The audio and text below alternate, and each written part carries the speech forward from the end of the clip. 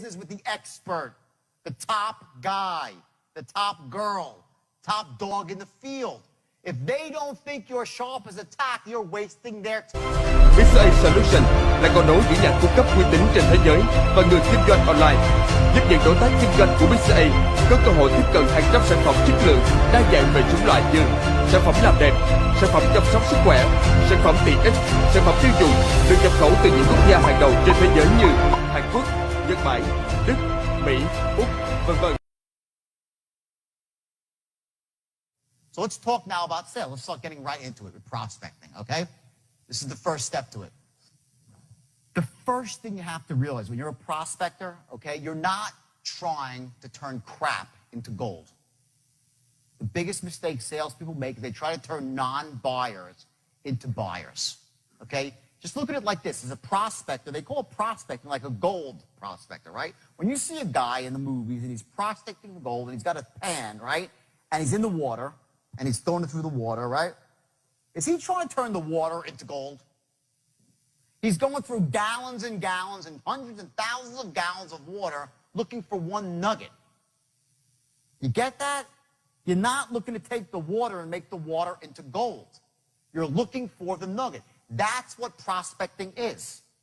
If you go out there and look for, let's say, a room of 100 people, okay? Let's talk of 100 people, okay? Okay? You have people that are ready. You have people that are still shopping. They're not actually ready to make a decision yet. Okay? You have people that are just curious, kicking the tires. And you have people that are dragged someplace and they're never going to buy. Let's go through this for a second. Watch the numbers here. In any given room, okay, you're going to have, let's say, 30 people of 100. 30 people who are ready to buy. And it could be 20 people, depending on your industry or what you're doing. But there's a certain X number of people that are actually in the market for your product, and they know they need it. These are people that are at a point where they say, you know, I'm stressed out. They know they got to take action. That's your best buyer. They're not quite laydowns, but they're pretty close. They know they want to buy. The next group are those that are still shopping, right? But they're motivated. They say, hey, you know, let's say it's a car, for instance. They walk in, they want to buy a new car. You know, they know they can wait a little bit, but they got to make the decision sooner or later, okay? That's this group here. Let's say this is 30 people too. Next are the people that are just curious, the looky-loos, okay? They're kicking the tires. They have apathy about it. Like, you know, well, you know, I could buy today, I could buy tomorrow. You know, one of these days I'll get around to it. That's your next group, right? And let's say those are 30 people too. Lastly, okay, last group, you have 10 people here that were dragged and that will never buy from you, okay? Now, depending on the situation, okay, what business that you're in, let's say you're in, for instance, credit repair. I know some of you are in credit repair. Who's in credit repair here? Great, you got a couple, perfect. Let's say you're in credit repair, right? And you're giving a seminar. And you're in a seminar room and you're trying to get 50 people in a room, and you're trying to figure out, you know, who are the buyers in the room. In any given room like that, you're going to find 10 people that will never buy. They were just dragged there. Maybe their credit's not that bad. They have no need for your product, or it's bad, but they don't care. They're past the point where they even give a shit about it. Okay? That's the lowest group here. Okay? They don't care. Next up, the 30 people who are curious. Okay? They're not very good buyers, these people. They're there, but they're like, I don't know. I don't really care about my credit. You know, maybe I'll do it one day, maybe I won't. Okay? These people, again, not good. Okay? This group here, the next group up, which is these people that are still shopping, they're in power right now. Okay? They're going to go out, they're going to get their credit fixed somewhere, somehow. They're going to do it, but maybe not today. Maybe they'll do it in 3 months from now, 6 months from now, whatever it might be. If you're selling cars, it might be that, you know, they got to get a new car, but, you know, they're looking around, they're shopping. They're going to get one soon, but not today. That's this group right here, okay? Good group. And lastly, you have the group on top, which are ready right now, and they're stressed out about it. These are the people that know they have to make a decision quickly. Okay? What happens is this, and I see this when I go into companies, typically what I will do is I will listen to them on the phone or making presentations for like a couple of hours before I actually speak to them. And what I'll notice is that when they get one of these people on the phone, it might take them like an hour to close them, when it should take 5 minutes. They'll spend just as much time with this person as they will with this person. See, this person's a great buyer here. The person that's still shopping, but is not quite what's called the action threshold. And the action threshold means that when their doubts about why they should buy diminish to the point where they're below the necessity to buy right now. That's called your action threshold, when you will actually take action and buy a product. So what we're going to be doing with the straight line, by the way, is we're going to be learning how to, A, lower their action threshold, and also raise up their needs for buying. We're going to actually show them why it makes more sense to buy now, and at the same time, we're going to reduce their barriers of what's holding them back. You're going to go in both directions at the same time, okay? So your buyers here, remember, your buyers are here, and your buyers are here. The numbers I hear are 20, 30, okay? So 50% of the people are potential buyers. These people, they're a waste of your time. You want to qualify them out quickly. You want to be making presentations to people who have a shot of buying, not trying to twist somebody's arm into buying when they shouldn't. It's the biggest mistake that novice salespeople make. And then what happens is they get really crappy intelligence because of that. In other words, you go out there, you're like, I don't get it. I sound really good and no one's buying. Well, they were never going to buy. And they say, geez, I'm so dejected. No one wants to buy today. No one wants my product. They never wanted it in the first place. You do not want to be making presentations to people who, A, do not really want your product, B, do not really need your product, and C, can't afford your product. Money. You're going to qualify, I'm going to show you how to qualify people out quickly for money if they can't afford it. You're like, well, I don't want to ask them because maybe they'll be lying. No. I'm going to show you a way you can actually find out if they can't afford your product. If they can't, don't waste your time or theirs. Maybe you'll send them somewhere else that's cheaper, that's not as good as your product, to do the right thing for your customer. You get the customer back one day. That's true selling. That's how you build a long-term relationship. But if you're out there right now, I'm sure some of you are doing this right now, you're pitching people that should not be pitched and wondering why you're not closing. They never would buy. So you got to ice these people out quickly and elegantly in the first couple of minutes of your prospecting call, okay? And you do it through questions, okay? Shame on you if you're a salesperson and you don't have a script that you're going from. It's the biggest mistake you can make as a salesperson. Now, there's an art I'm going to teach you right now in about 5 minutes of how to read from a script without sounding like you're reading from a script. Because if you sound like you're reading from a script, you're dead. You're not like, hello, Mr. Jones, it's Jordan BELFORT. How are you today? Good. Reason for the... That's not what you do. I'm going to show you an art of tonality here, which is literally going to change your life. Promise you, it'll wake up something inside you. You're going to be shocked about how powerful tonality is. And you're going to learn to take a script. I'm going to show you how to write them specific. I'm going to give you a template, how to write a script for your industry. For everybody's, and you're going to get a bulletproof way to write the perfect presentation, because most sales presentations suck. And I've seen, I go out to companies, what I do, they suck. They're awful. They're destructive. Okay? Most of them, they list benefit. Right up front, they slam the benefits up front, right? And guess what? They ain't buying anyway. People don't buy right away. You can tell people all the wonderful things about your product, all right? But there are other issues that stop them from buying that need to be uncovered, so you don't just throw your best stuff out there right away. You want to keep your powder dry. Write that down, please. You want to keep your powder dry. That's an old military saying about not firing off all your big ammo when you're 5 miles away from the enemy. Not that the client's your enemy or your prospect's the enemy, but the metaphor goes that you want to save your best stuff, your most effective stuff, for when it matters. And there's a certain give and take. Listen, this goes back to when we were 5 years old. And our mommies and our daddies said, don't take candy from strangers, or don't trust the salesman that comes to your door. We fed limiting beliefs about buying and taking action, about being, making a decision and looking stupid, since we're this big. And those beliefs are in your head. They're in everyone's head. Now, some people like me, I'm what you call a buyer. I'm the easiest sell in the world. I really, who here is an easy sell? Most salespeople are, right? Some people are really tough nuts, okay? They just don't want to buy. Why?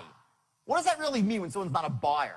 What it means is they have beliefs about buying stuff that there's something wrong with it. They're held back. They have these limiting beliefs about buying. So you might go out there and you say to someone, listen, my product is A, B, C, D. It's the best. It does all these wonderful things.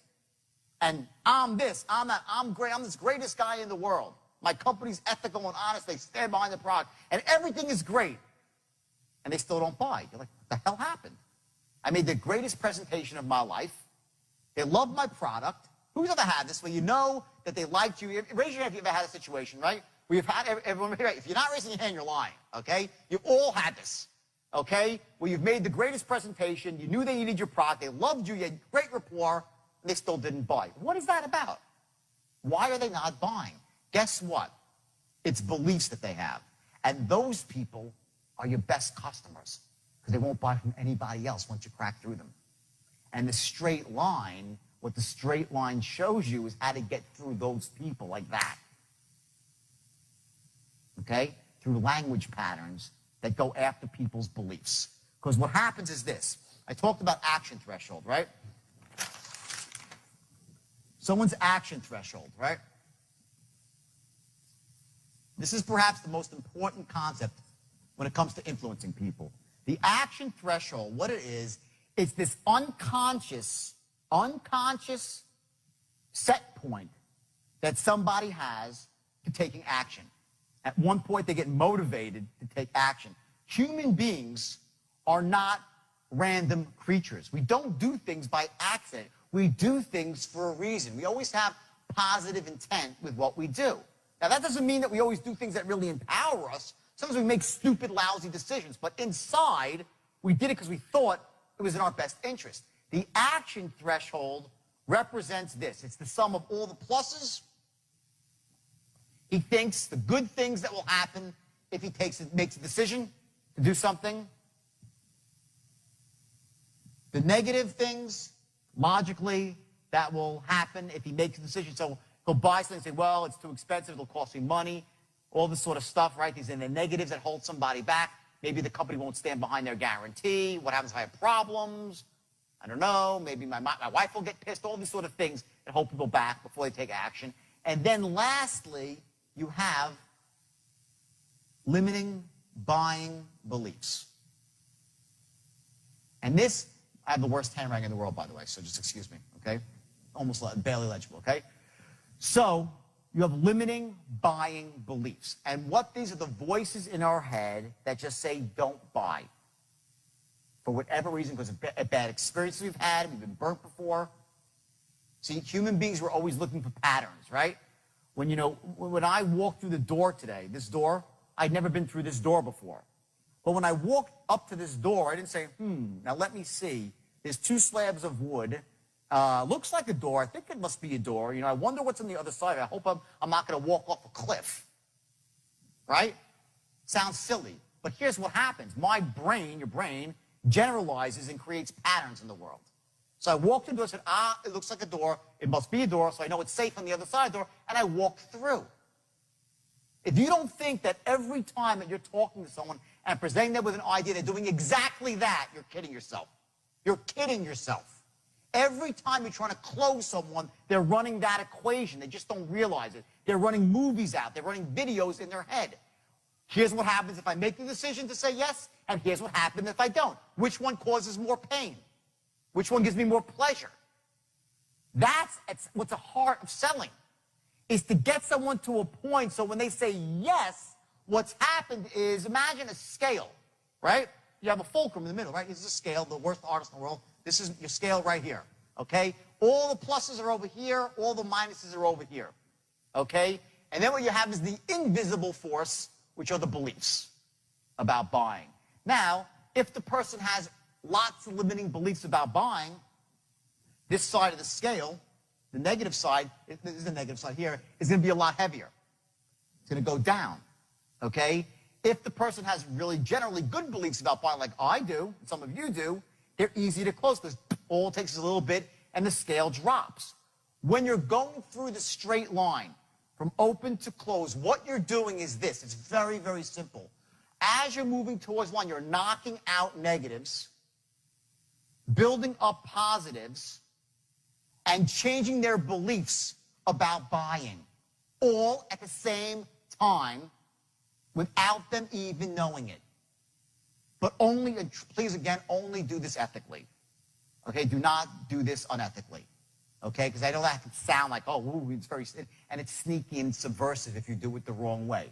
But if you do that with people and they really ought to be buying, are you doing them a service, yes or no? Yes, you are.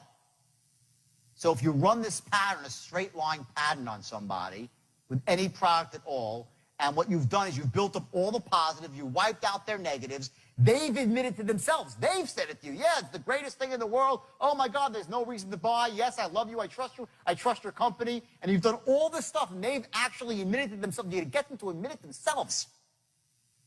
Why wouldn't they buy? They're in a box. And what happens, then you run certain tonal patterns, and they close, and they start buying. You will close with a straight line anybody who is closable. You will close anybody who is closable. That is your goal, not 1% less with a straight line to close any human being that can be closed. And I urge you again, one more time I'll say it, do never close somebody who shouldn't be closed. Only do with people that need and can be benefited by your product. Then you can run this pattern on them. Okay? Then you're doing them a service. And afterwards, I'll say, thank you, thank you, thank you. You'll get massive referrals from these people once you run this pattern. And you're only going to do it to empower people. Okay? Now, next slide here. Okay, the funnel. This is a great thing. I actually stole this from somebody else. I'll tell you, his name's Warren. I'm going to give him credit. His name's Warren Gresham. And I love this thing. I rented all these tapes. I wanted to see what everybody in the world was saying about selling. Because, you know, lots of people have great ideas. You know, I have my own theory on it. I want to know what everybody else was saying. And he came up with this thing, which of course is very simple. And we all know this. It's not genius or anything, but it's very powerful. I want to just click through the whole thing and show you exactly what this is. This is your sales funnel, okay? Now, here's the concept, and it's really powerful, okay? It's about working backwards to how much money you want to make, okay? Let's say you want to make $200,000 a year, and that's your goal, to make 200 grand, okay?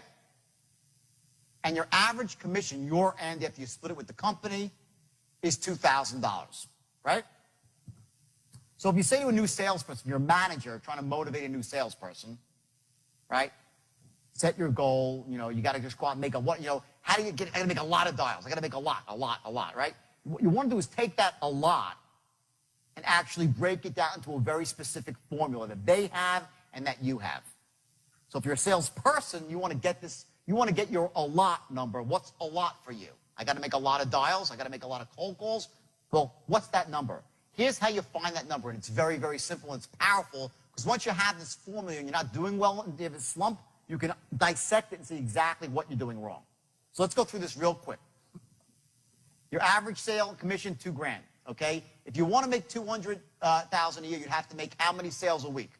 2, right? That's 4,000 a week, 200 grand a year. We're rounding it off, okay? Now to do that, you have to actually get in front of 6 people. You have to get in front of them. Now, if you're selling on the phone, that means you have to get up 6 full-blown pitches to qualified people, right? That's your number, okay? If you make 6 pitches a week, you're going to get your 2. Now, in order to get 6 pitches, you have to have, let's say, 8 appointments, 8 set appointments, because people cancel. They don't show up. You get there, something happened, right? You need to have 8 appointments set on your calendar to get to your goal of $200,000. To do that, okay, you have to have connects, meaning you have to get on the phone with the actual decision maker 40 times per week to get to that point. 40 actual, not like, hello, is so-and-so there? No, that's different. That's a dial, okay? Okay, 40 connects. And lastly, the number of dials. And that is how many times you actually pick up the phone every single week and dial it. Now, in a 5-day week, that's what, 24 dials per day. So you know that if you make 24 dials per day, by hook or by crook, you're going to make $200,000 per year. It's a lot easier to visualize that than you say, I want to make $200,000. Okay? Now, here's the thing. Can you control this? Sales. You can't. Someone else has to say yes. Can you control interviews? No, you can't control that either. Can you control appointments? No. Can you control the number of connects? No. The only thing that you can control in your world, for sure, is dials or cold calls. It's the one element that's always within your control. So if you're a sales manager, you want to give someone a sheet. I'll give you the sheet before you leave. Then you can just, copy it for yourself, okay, on your own letterhead. That actually shows you how to keep track of somebody else's production. And if you're a salesperson, just your own. Run this number for 90 days straight, your average number of sales, the average number of connects, interviews, the whole 9 yards, okay? And what happens is, if you fall into a slump, you can start saying, what's not working here? Are my dials too low? Oh, no, actually I'm making $130 there. I'm doing great there. Am I getting enough connects? No, well, maybe my list is bad. Get it? You can identify what your problem is. Maybe you're not setting enough appointments. You say, well, maybe my qualifying rap is awful. I don't sound good on the phone. I'm not creating excitement, enthusiasm, right? It could be there. Interviews, sales, the whole nine. If you're not closing, so I roll my closing strategy. Okay? It allows you to identify exactly what's going on in your world of sales. And again, the only thing that you control is dials. Okay? That's your sales funnel. If you don't use this, I'm telling you, especially if you're a sales manager, it's the easiest way to keep control of your sales force. And if you're a new salesperson, it's also very powerful to see what area you need working. Okay? Next. Okay. 4 seconds. Okay? When you're speaking to somebody on the phone, you have 4 seconds, no more than 4 seconds to establish 3 things. And here's what they are. Number 1, that you're enthusiastic as hell. That's number 1. That has to come through instantly from the second they speak to you. Write that down, everybody. Enthusiastic as hell.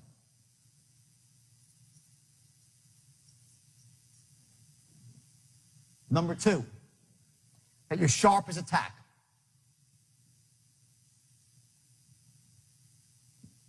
You have 4 seconds. If you don't do this in 4 seconds, you're heavily behind the 8 ball. And number 3, a figure of authority. An authority figure. These 3 things must be accomplished in the first 4 seconds someone speaks to you. And what it all rolls up to is one simple fact. You're a person who can help them achieve your goals. That's it. Unless you've done that in 4 seconds, you're seriously behind the 8 ball. Seriously behind the 8 ball. And ultimately, what that really translates to even one step further is that you are a person that can help them take control of their lives. They can take control of their lives. People have a desire to gain control. When they're feeling out of control, they act. It's part of what your action threshold is all about. It's a point to get back in control of your life. When someone has credit that's screwed up, do they feel in control or out of control? Out of control, right? When somebody wants to buy a new car because their old car's a piece of crap and they drive down the street and people are looking at them, do they feel in control or out of control? Out of control. When somebody is looking to find an investment advisor, a stockbroker, a commodities broker, and they're looking to develop, some kind of path to have a secure financial future, do they feel in control or out of control? Out of control, right? They're looking to get in control by identifying someone that can meet a need, fill a need, help them achieve a goal. So your job as a salesperson is to help people achieve goals and gain control of their life. That's what you're doing. You have 4 seconds to make that, bam, that first impression that you're enthusiastic, sharp as a tack, and a figure of authority.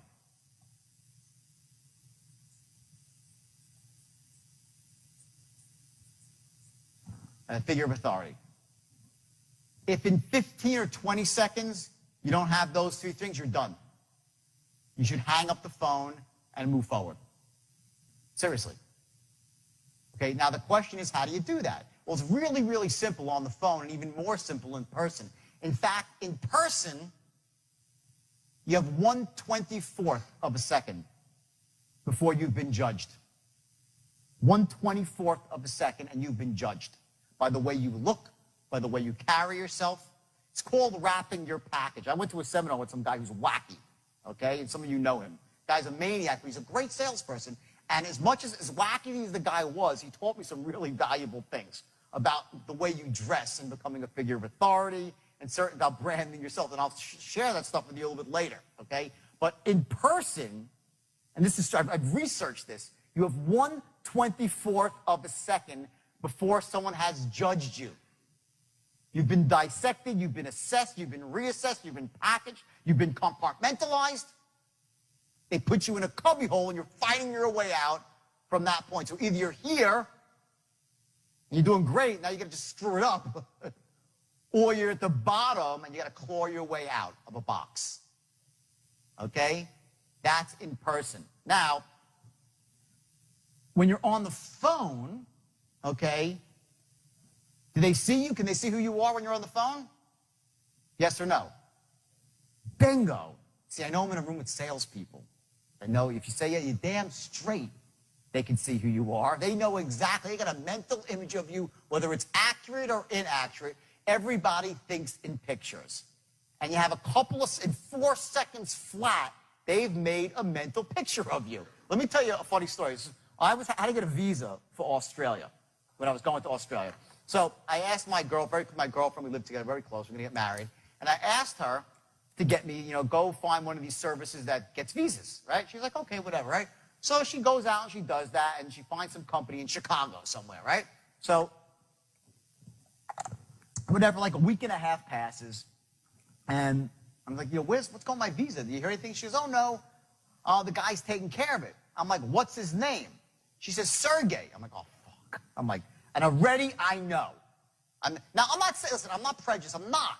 I'm just telling you this for the benefit of selling, okay? I heard his name was Sergey. I'm like, he's a foreigner. I don't like it already, okay? He doesn't speak my language. He's behind the 8 ball. There's something wrong. Now, I don't know. I know that's not the way it's supposed to be, and it's not, like, really nice.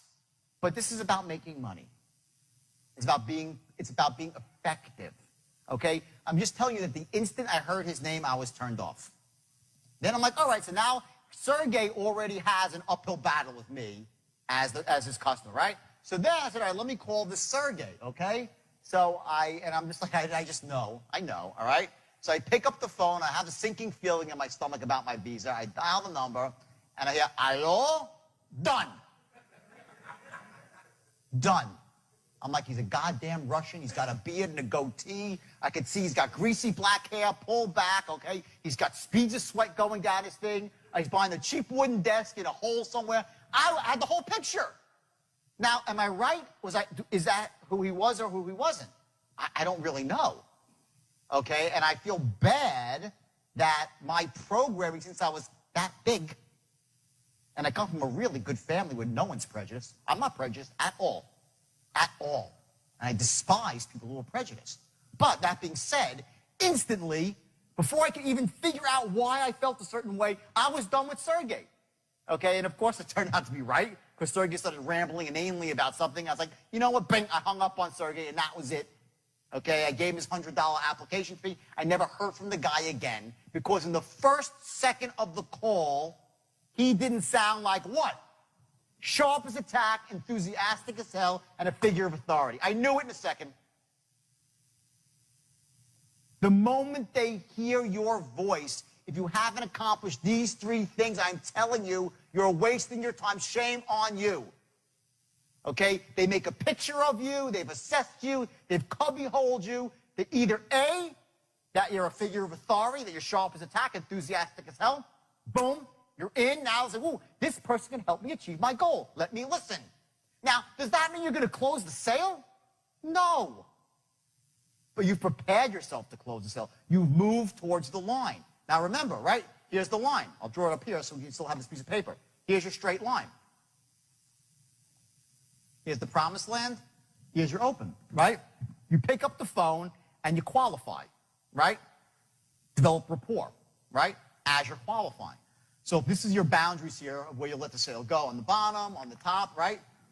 The first 4 seconds, you're right here, okay?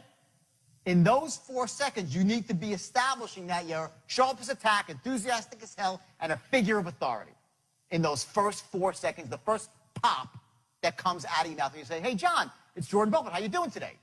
Right from there, you got to establish those 3 things, and you're going to do it with tonality. I'm going to show you in one paragraph through tonal patterns how you can say things that you never thought you were saying.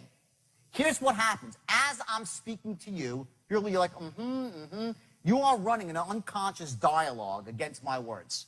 You hear what I say, and you're narrating my words. This is what you're doing right now as I speak to you. You're listening to what I say. You're either agreeing, disagreeing, hopefully agreeing, because most of this stuff is just basic truth. It's simple stuff, right? And you're also narrating in your mind, making it, oh, this sounds, and the voice is going on and on and on. You're making connections about things that I'm saying, okay? What you need to learn to do now is through tonal patterns to control somebody else's internal dialogue so that they're thinking exactly what you want them to be thinking without you having to say a lot of words. Now, what's the most important thing in sales, really? Trust. If they don't trust you, they'll never buy from you. True or false? They got to trust you. Okay? Now, you can't say to a salesman, to a prospect, trust me, please, just trust me. Just trust me. They'll say, what the hell is this guy talking about? Okay? That's what a cheap, uneducated, subpar salesmen do. They try to sell with just simply emotion and hype. And they're like, just trust me, sir. Just trust me. The stock is going up. Well, just trust me. I'll fix your credit. Just trust me. Sign up for this subscription. It'll be just trust me. And we know better. And what happens is all those limiting buying beliefs, whoop, the antenna goes up and they rise up. And next thing you know, their action threshold is through the roof and you can't close people. By the way you talk, from the very beginning, the tonal patterns that you run, you're going to start lowering their action threshold right from the beginning. Because you establish 3 things that are crucial to closing a sale. And number 1, that the person that they're dealing with, you, are A, sharp as a tack, B, enthusiastic as hell. Now, let me just dissect this for 1 second. Why would they want to do business with somebody who's sharp as a tack? Okay? Well, because if it's about achieving their goals, who do you want working on your problem? The moron or the person who's sharp? Hello? They'll say, oh, if I come off too sharp, they're going to think I'm a sharpie. No, they want to do business with the one who's sharp. Don't kid yourself. They want to do business with the expert, the top guy, the top girl, top dog in the field. If they don't think you're sharp as a tack, you're wasting their time. Next, are you enthusiastic? Yeah. What does that mean? He must have something really, really great to offer me. That's why he's so enthusiastic. If you're not enthusiastic, what is it saying? My product sucks. My life sucks. I'm not a winner. The state that you're in, the emotional state, whether you're in a positive, pumped up, empowered state, which is a state of certainty and clarity, which is great for sales. Write this down. Certainty, clarity, and conviction. And you can add a couple more C's. Confidence, courage. Those are the most empowering states to be in as a salesperson. The most disempowering state is confusion, uncertainty, overwhelm, boredom. Those states will kill a salesperson. But these three things, okay, they have to be established instantly, or you're behind the eight ball. And why should you be a figure of authority? This is perhaps the most important one. To become authority figure to somebody, to become the foremost expert, cuts into three things. Number one, we were taught since we're this big to listen to people who are in authority. People wear uniforms, policemen, firemen, security guards, okay? You know, many of them are not, licensed police officers yet. You put a badge on and a uniform, okay? And we just say, we do what they say, go here, we go there. We go left, we go left, right? That's what happens when we're with figures of authority. We listen to them and we follow. You want your customer, your prospect, to perceive you instantly as a figure of authority, so they'll start moving towards your way of thinking. If you come off as a novice and not an authority figure, they're like, great, let me speak to someone in charge. That's what they're thinking. Great, sounds good. Now put someone in charge on the phone, and I'll talk to them and get realistic about this stuff and get serious. So these three things have to be established immediately. So how'd you enjoy Module 2? I bet you did. In fact, I think that, people that really go through the second module, they start to get a real sense of what this is all about empowering people to make decisions that they should make, to persuade people who are shut down from making those decisions and allow them to achieve their goals. That's what being a salesperson and an influencer is all about. And I think you saw here some very powerful things here in terms of your tonality and how you capture someone's attention very, very quickly. Remember, you need to be enthusiastic, and not because you're some crazy person, screaming, yelling from the rooftops, but because most people do not have that state of certainty, that state of clarity. And when you come in and sound enthusiastic and upbeat, you sort of wake up the force in them to listen further. Now, in terms of what actions you take here, there's one very specific action that you have to take immediately.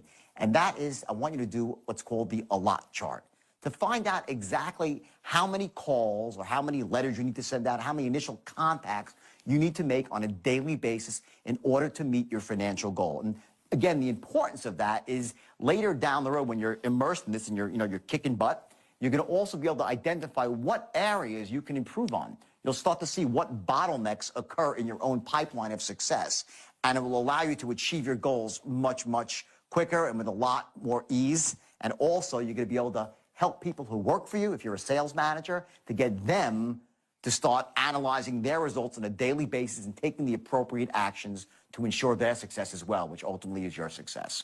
So again, let's move on to Module 3 now. But before you do, please make the notes in your workbook and take those actions, especially that allot chart.